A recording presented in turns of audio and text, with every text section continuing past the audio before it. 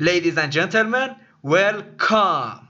How's it going? I'm Hushman and I'm back after a long break with a new video of Hushman's game theory, where I discuss one of my theories which might be right or wrong. It's up to you to decide. Are you ready? Let's go! Okay, in this video I'm gonna talk about why politicians hate video games so much and always blame them for the rise of crime in a city. Imagine it's a beautiful morning day. You wake up, brush your teeth, eat your breakfast, go on the social media to find out what's happening around the world, and boom, you see this. They want to ban Grand Theft Auto and some other games because of rise of carjacking in their city. This is not the first time that someone tries blame video games for the rise of crime in their city, and definitely it won't be the last time. But have you ever wondered why? Why politicians or lawyers always blame video games for the rise of crime in their city? Well, in this video I'm gonna talk about this. Do we become criminal by just playing video games? Well, you don't have to go to a prestigious and expensive university to learn about how society works. There are so many different things that causes crime in a city, and playing video games is not one of them. Well, now you might ask, if playing video games is not related to rise of crime in a city, then why politicians blame video games for the rise of murder, carjacking, kidnapping, and other things in their city? Well, to answer this question, we must answer another question, and that question is, what causes crime in a city?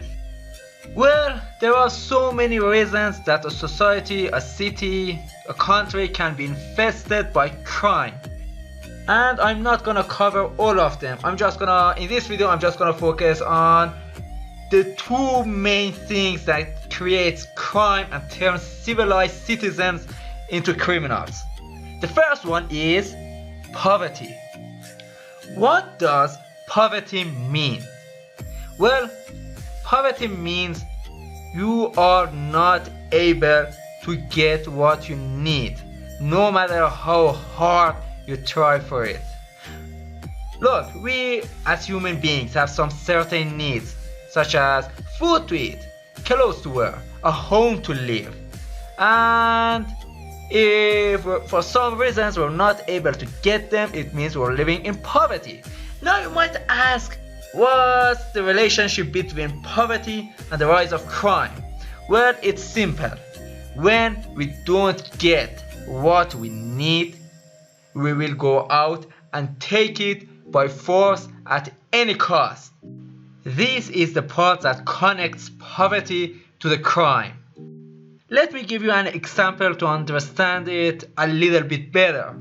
A father and a mother, when they see their children have nothing to wear and they have no money to buy some clothes and there's nobody to help or support them, they won't just ignore their children's basic need. They will go out and steal some clothes. In this case, they won't care about law, justice, conscience, heaven, hell, the judgment day after death, God, or any other thing. All they care is putting some clothes on their children. Poverty is like a disease that turns every healthy, civilized citizen into a criminal. The second reason that causes crime in a city is injustice. If poverty is the mother of crime, injustice is the father. Injustice and poverty are not two separate things. As I said, they are like father and mother. You can't have a child with just one of them. Humanity invented justice so everyone could have the same opportunities to have a better life and better chance to grow in a society. But what if justice doesn't cover everyone? For example, imagine an investor decides to establish a company in a city and create some well-paid jobs. But for some inexplicable reasons, he or she just hire people from certain areas, for example, northern and western areas of the city. The result is the rate of unemployment in north and west decreases, while in south and east it rises. And it results in rise of poverty in these areas, which leads into the rise of crime. Injustice means people can have better opportunities because of things not everyone can have, like religion, color of skin, and etc. No one has control on the place they are born, the language they speak, or as far as I know, no one even had the chance to choose their own name. But there are things out there that everyone can achieve, such as becoming the best in the class. For example, you don't become the best student in your class because you speak a specific language or you have a certain religion. You become the best because you study better. And everyone can become the best if they study better. This is called justice. Justice doesn't mean everyone should have the same salary. Justice means if you work better, you get paid better. You don't get paid because you speak a specific language or have a specific religion. You get paid because you work better. So, how exactly injustice is related to crime? There are so many ways that injustice can cause us crime in a society. One of them is it causes hatred between people of a society. For example, like the factory example I made a few minutes ago. I said an investor established a factory in a city but only hires people from north and western areas.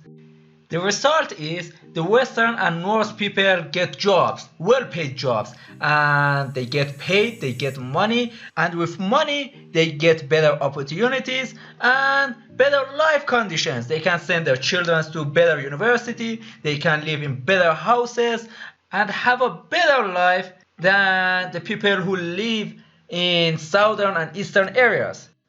On the other hand, people from eastern and southern areas didn't have the same opportunities. They couldn't get a job from that company, and because of that, they don't have any job. The rate of unemployment in their area increases, which ends in a rise of the rate of crime and poverty.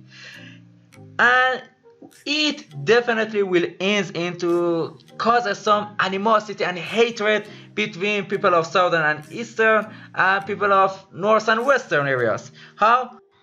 Let me explain. The southern and eastern people, when they see they lost a huge opportunity because of the place they live, they won't blame that company. They say people from west and north, they cheated. They probably brought the investor to only hire people from their areas and not southern and eastern areas. They are living in poverty because of northern and western people. On the other hand, western and northern people, they think the company only hired from their area because they are better than southern and eastern people and they deserve it, and southern and eastern people are inferior to them. The result is these people of these areas will hate each other based on the place they live, and when they hate each other they will try to hurt each other. Southern and eastern people live in poverty, which ends in rise of crime in their areas, and they blame northern and western people, so they try to take revenge. They go and steal from them because they think northern and eastern people stole from them and they just taking back. On the other hand, western and northern people think southern people from southern and eastern are animals and thieves and they should avoid any contact with them. Their children shouldn't go to the same school as southern and eastern people go. They shouldn't hire anyone from these areas because these people live in poverty, they are dangerous, and northern and western people should be separated from eastern and southern people because they are better than them. Southern people all are criminal and blah blah blah blah blah. And all these things All this animosity will lead into brutal fighting between people from these areas. And it all happened. It all happened because no one punished that company because of hiring people from certain areas. Injustice. This is what injustice can do. Divide people of same city into two different groups who hate each other based on the place they live. Yeah, this is what injustice can do to a society. So now we know that poverty and injustice are father and mother of crime. Let's get back to the main subject. The subject that why politicians blame video games for the crime in a city, while the main reasons that causes crime in a city are injustice and poverty. So why video games? It's very simple. They are following a rule that so many leaders, kings, queens, and dictators followed over history.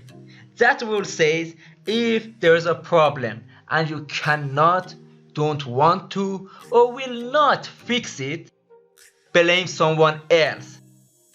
Yeah, it's a politician's job to fight with poverty and injustice, and if they fail, the crime rises, and if it happens, you think they accept the responsibility? Of course not.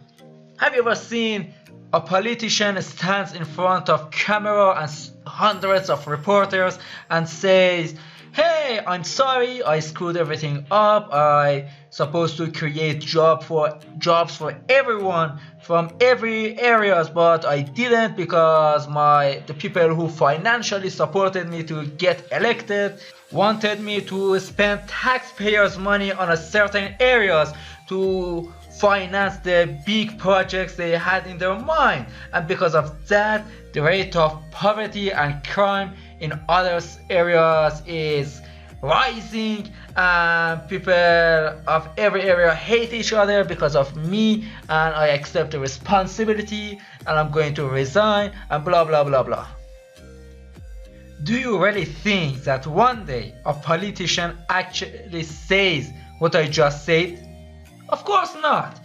This is a policy that always blames someone, something else, except yourself for the problems you have created or you couldn't solve.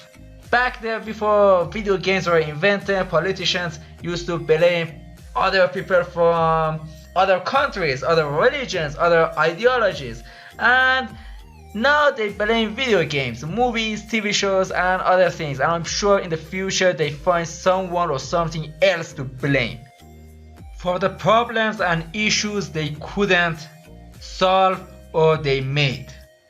And that's all I have for this video.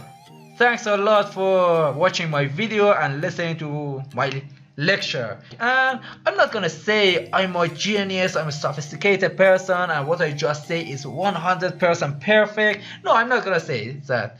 I'm not a perfect person. What I just say is not 100% true. Definitely there are some flaws in it. So please leave your opinion under this video. Let's talk about this subject. And if you came this far and you liked my video, please leave a like. For more videos about whatever is happening in the gaming world, new indie games from different countries, please subscribe to my channel. And that's all I have. Thanks a lot for watching my video. Until another video, take care of yourself and have a nice and fantastic and fabulous day.